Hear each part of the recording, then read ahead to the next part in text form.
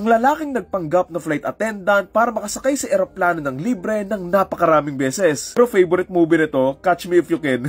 Siya si Tino Alexander, 35 years old na nagtatrabaho bilang flight attendant mula 2010 to 2015. Unfortunately for him, natanggal nga siya sa trabaho niya bilang flight attendant, and since wala na nga siyang trabaho at pera, dito na nga siya nakaisip ng paraan para makapag-travel ng libre. Somehow, nakakuha ng access si Teron sa isang website kung saan dito nga nakakapag-book ng mga libreng flight yung mga flight crew. Yung mga airline crew members kasi or yung mga nagtatrabaho nga sa eroplano, meron kasi silang perk doon nga sa trabaho nila kung saan meron nga silang mga libreng flights para sa kanila at sa mga kamag-anak nila, kung saan ito nga yung tinarget ni Teron. Gamit ang iba't ibang ID at mga badge numbers, dito nga siya nakalusot at nakapag-travel nga ng ilang beses ng libre. Pagpapanggap niyang to, nagpanggap nga siyang flight attendant, flight crew at minsan, piloto din. Para mas lalo nga siyang hindi mahuli, ginawa nga niya to sa iba't ibang mga airlines and surprisingly, wala ngang nakakapansin sa ginagawa niya. Ginawa nga niya to ng ilang taon hanggang sa eventually, may makakahuli nga sa kanya. Around 2024, dito nga may nakapansin sa kaduda-dudang sunod-sunod na libreng flight nga ni Teron